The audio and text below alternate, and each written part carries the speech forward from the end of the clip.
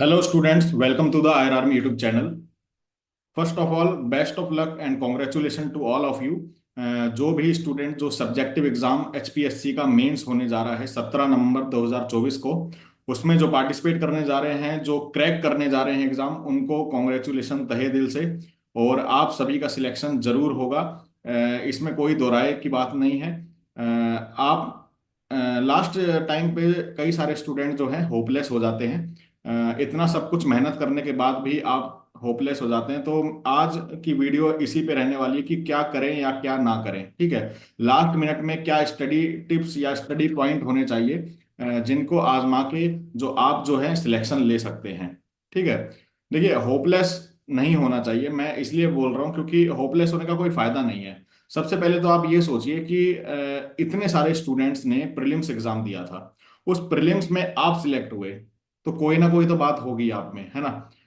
10,000 लोगों ने एग्जाम दिया और उसमें लगभग 3,000 लोग प्रीलिम्स पास करके आप सिलेक्ट हुए, उसमें नाम आया। ठीक है, यानी इससे एक बात तो जाहिर हो जाती है कि आप जो है प्रबल दावेदार हैं इस पोस्ट के लिए, यानी एएमओ की पोस्ट के लिए। एक चिकित्सा अधिकारी की जो पोस्ट है, आपने बीएमएस किया है और आप उसके हकदार हैं और प्रीलिम्स भी पास किया है।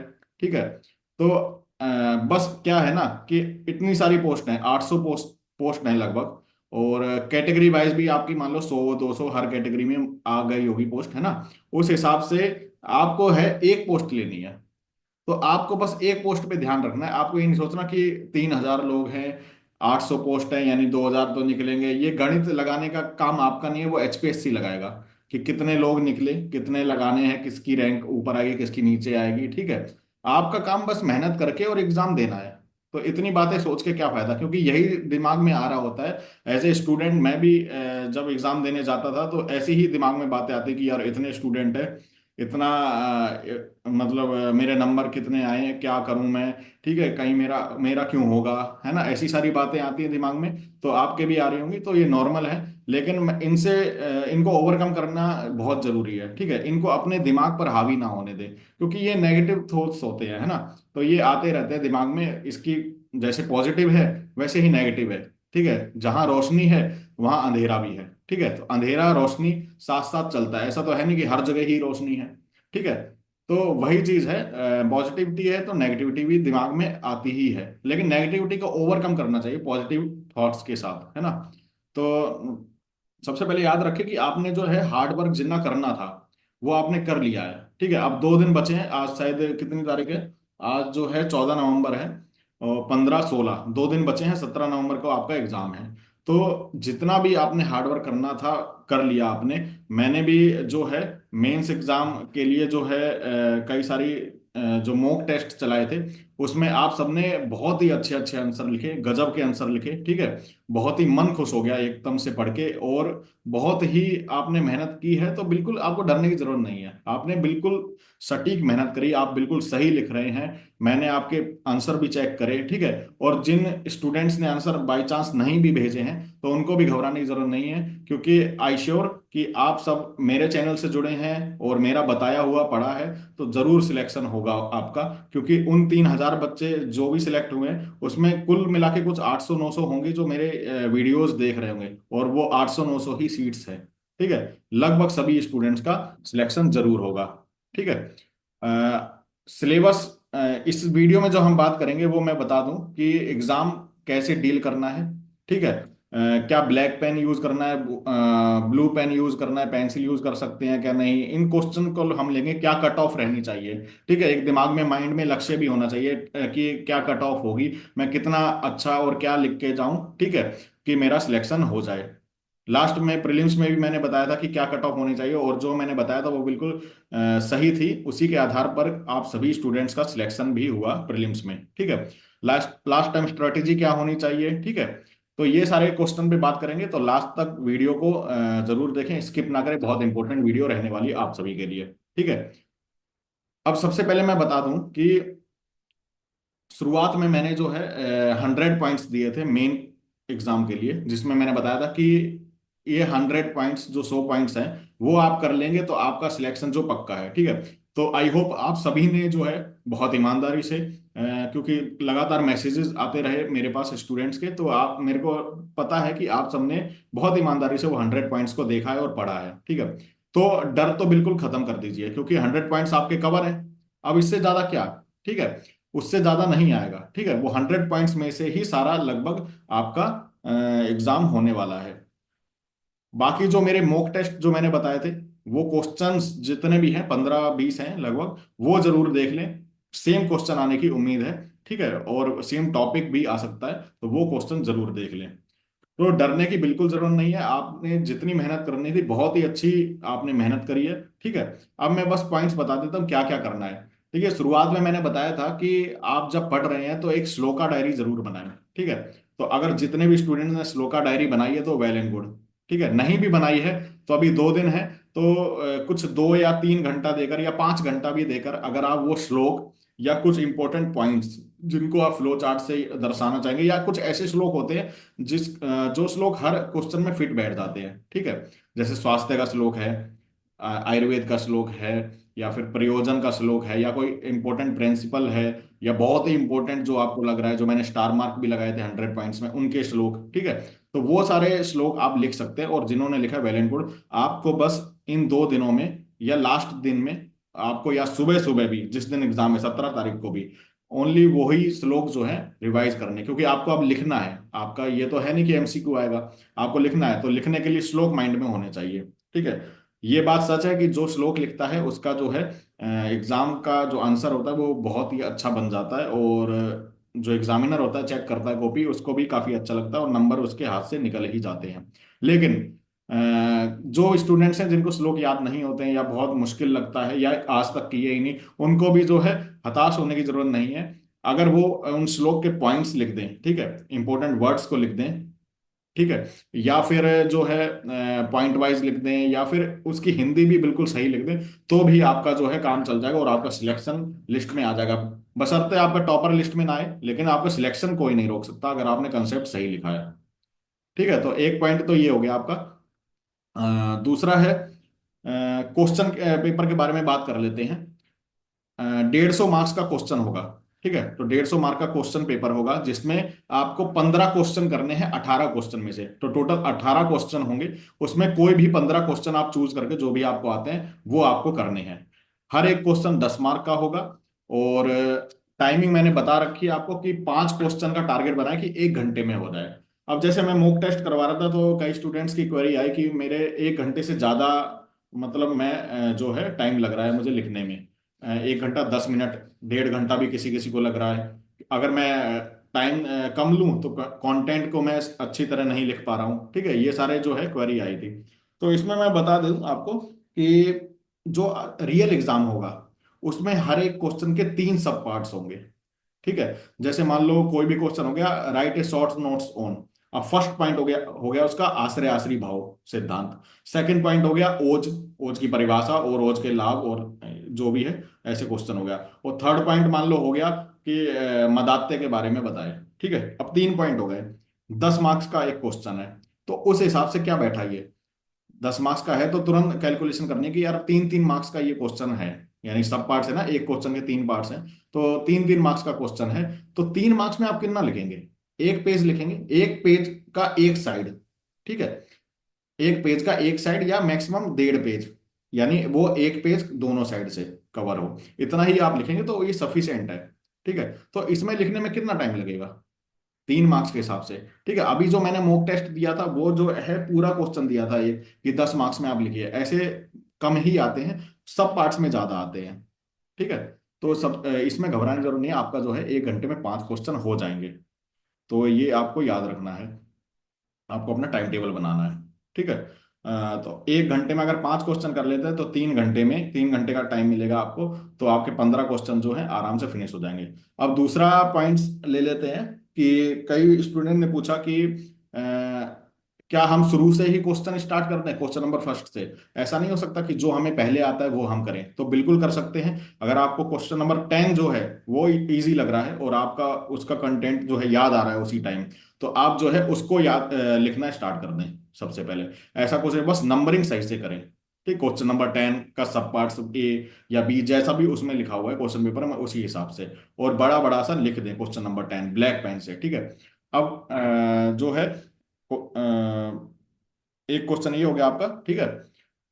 दूसरा क्वेश्चन है कि कौन सा पेन यूज कर सकते हैं, ब्लू, ब्लैक, ठीक है, या पेंसिल यूज कर सकते हैं क्या नहीं। ठीक है, आपके एडमिट कार्ड में लिखा है ब्लू और ब्लैक वॉल पॉइंट पेन, तो जेल पेन यूज मत करना, आपसे गुजारिश है।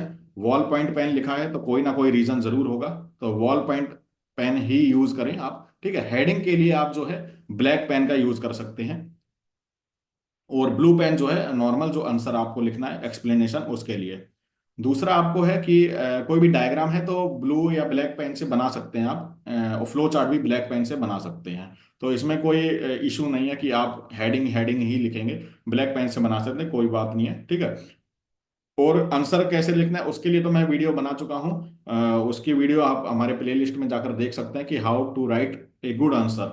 ठीक है। जिसमें मैंने बताया भी था कि आपको जो है फ्लो चार्ट का यूज करना है, डायग्राम का जहां यूज कर सकते हैं, कोई हल्का सा बादल सा बना लिया और उसमें एक कंसेप्ट लिख दिया, ठीक है, क्लाउड बना के, या कुछ और लिख दिया। ठीक है, ऐसे इस टाइप से जो है आप जो है आंसर को डील कर सकते हैं। ठीक है। तीसरा क्वेश्चन है एक कि हम इंग्लिश वर्ड का यूज कर सकते हैं। ठीक है, तो मैंने लास्ट क्लास में भी बताया था, एक बार मैंने बताया था कि आपको कि ये कि आप जैसे ये लिखते हैं ना व्हाट्सएप पे, जैसे हम चैट करते हैं कि कहाँ जा रहा है, are you going with him, ठीक है, ऐसे कुछ जो भी हम लैंग्वेज यूज करते हैं ऐसे नहीं लिखना है। आयुर्वेद को आप हिंदी में ही लिखें, और इंग्लिश में आता है तो इंग्लिश में ही लिखें।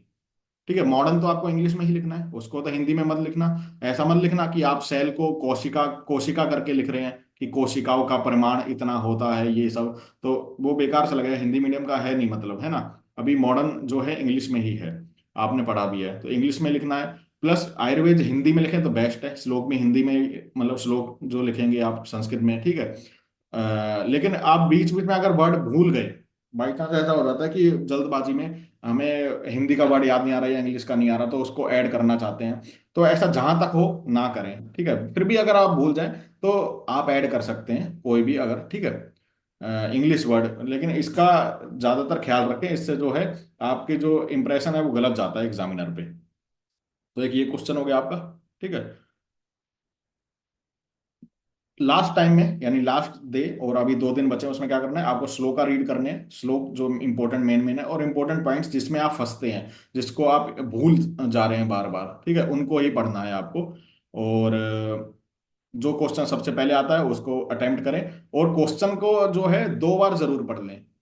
ठीक है, कई बार क्वेश्चन कुछ और लिखा होता है और आप जो है कुछ आंसर दे देते हैं, ऐसा अभी भी जब मैं मॉक टेस्ट चेक कर रहा था आपके, तब भी मुझे दिखा कि पूछा कुछ और है और आप कुछ और लिख रहे हैं। ठीक है, तो ऐसा ना हो, आप जो है 2 बार क्वेश्चन पढ़ लें, हिंदी में भी पढ़ लें और इंग्लिश में भी पढ़ें। ऐसा ना हो कि दोनों लैंग्वेज में होगा आपका, इंग्लिश और हिंदी में क्वेश्चन, तो दोनों लैंग्वेज में जरूर पढ़ें, क्या दोनों में ही सेम अर्थ निकल रहे हैं। ठीक है, कई बार होता है कि हिंदी में अलग निकल रहा है या जल्दबाजी में पढ़ा, तो इंग्लिश से हम जो है करेक्ट कर लेते हैं कि हाँ यार यही पूछना चाह रहा है। तो आप जो है दोनों क्वेश्चन को जो है सही से पढ़ें, 2 बार पढ़ें, और उसके बाद जो है आंसर लिखें। मात्र 30 सेकंड या 15 सेकंड यूज होंगे आपके पढ़ने में, कोई बहुत बड़ा टाइम नहीं है। ठीक है, तो ये इस बात का जरूर ख्याल रखें आप।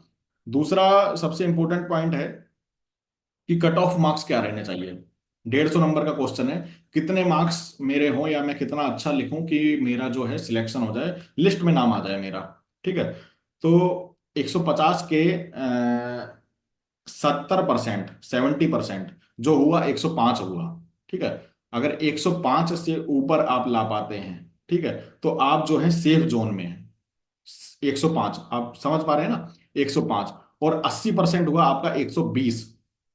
अगर 120 और 120 से अबाव आप ला पा रहे हैं, यानी एग्जामिनर को इतना अच्छा आपके आंसर लग रहे हैं, तो आप जो है इसमें जो है आप टॉपर लिस्ट में अपना नाम पाएंगे, क्योंकि इसमें इंटरव्यू जो है कम ही मार्क्स का है, 85% का शायद मेरे ख्याल से थ्योरी है, और फिर इंटरव्यू जो है 12.5 मार्क्स का कुछ ऐसा है। ठीक है, तो सारा जो खेल है वो इसका है आपका मेंस का। ठीक है, तो मेंस में आप 80% जो है, मोर देन 80% और 80% ये सेफ जोन में पाएंगे, यानी 120 मार्क्स, और 105 मार्क या 100 मार्क्स से ऊपर है वो आपका सेफ जोन में होगा, आपका सिलेक्शन हो जाएगा। तो इस हिसाब से आप क्वेश्चन जो को डील करें कि आपका कंटेंट जो है बाकी लोगों से अच्छा रहे और लिखने का रिप्रेजेंटेशन अच्छा रहे।